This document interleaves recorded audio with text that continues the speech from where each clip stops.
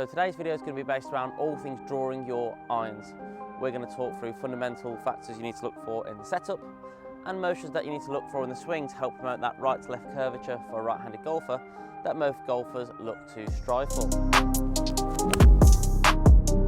Now the first thing that is important for us to understand is the correct concept of what a draw is, because everything we discussed in this video, from the setup to the swing itself, will all be geared around enforcing the correct concept in hitting the draw shot.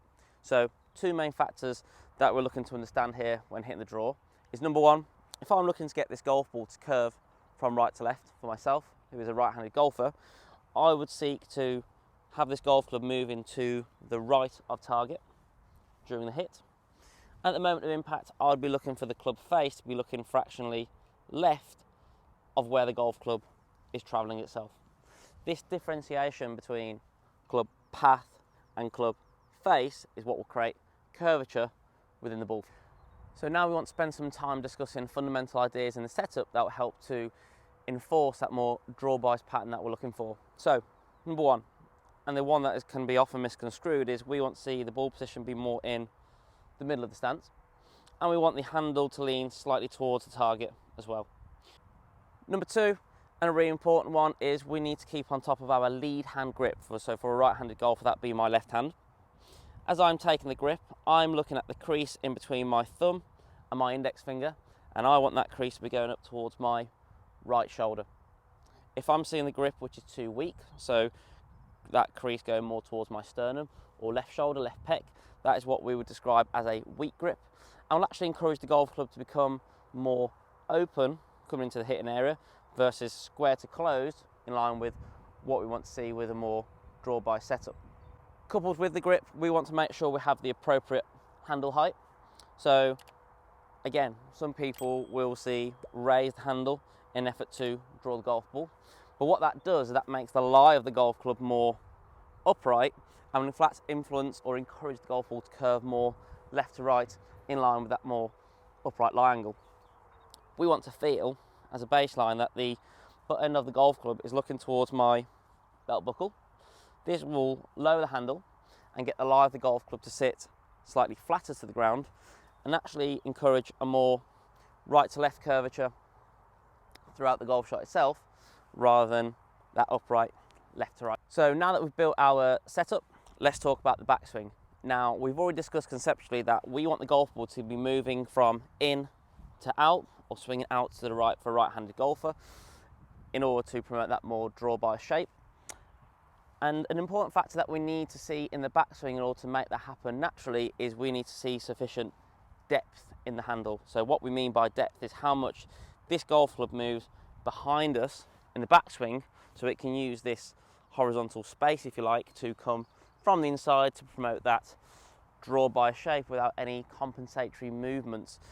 Compensatory movement which you'll require if you are more or too vertical in the backswing and you'd fall back or do something compensatory on the way down, which can affect strike and other factors. The key word here in order to create sufficient depth to start to encourage a more functional downswing is rotation. So I like to use the sternum or the zips on my top here as a bit of a cue, and I would look to rotate this towards the camera.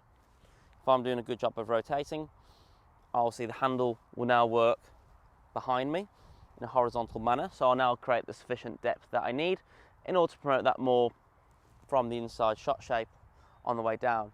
Now, a really important thing to note here is when we are making our turn, that we are turning without sliding.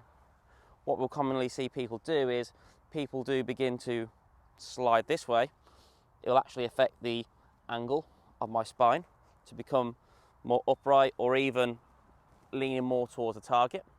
Now, the reason why this is an issue is if I was to indeed do that, so I was to rotate or under rotate and tilt towards the target because I've slid away with the pelvis, if I keep that spine angle on the way down, that will encourage an over-top mechanic, which is completely opposite, as we said, to this more from the inside movement that we're looking to promote. So really important that when we are making our relevant turn, we are doing so without any kind of sliding with the hips.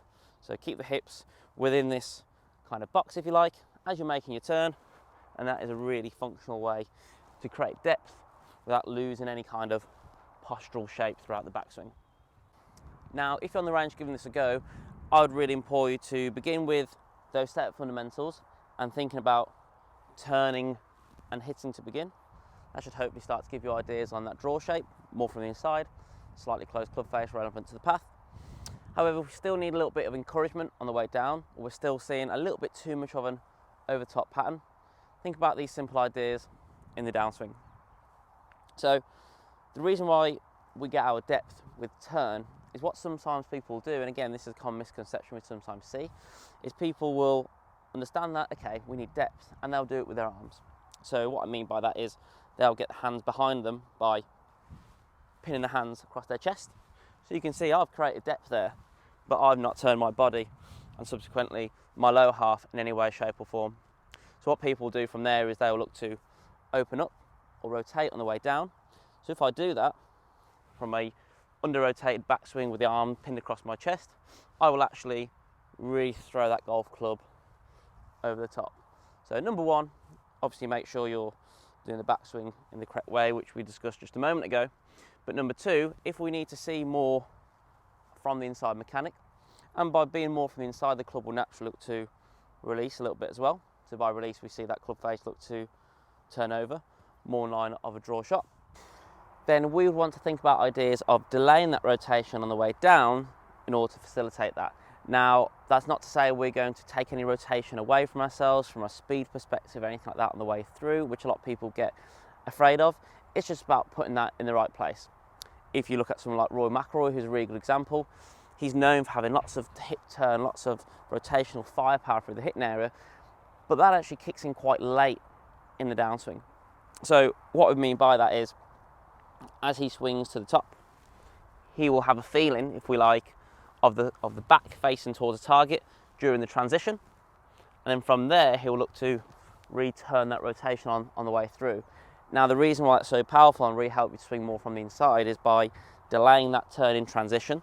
So as the change of movement from on the way back and on the way down starts to begin, that will allow the arms to work more vertically down, and then from there we can think about just hitting through normally from there. So this more under rotated or turn that rotation off feeling in transition is just exactly that, a feeling. But in reality, instead of it looking like this, it's going to look more like this. It won't look like what a lot of people fear, where there's no rotation and it's like that.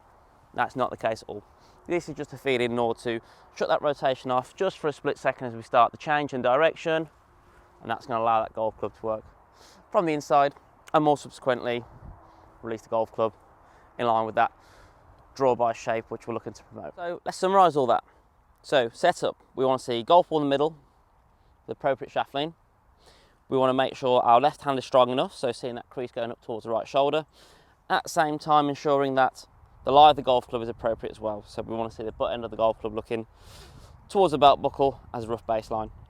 From there we're looking for appropriate turn so that we can create depth in the backswing in the right way, and that's going to allow the golf club to work from the inside, and the golf club's going to release naturally on the way through. So let's try one.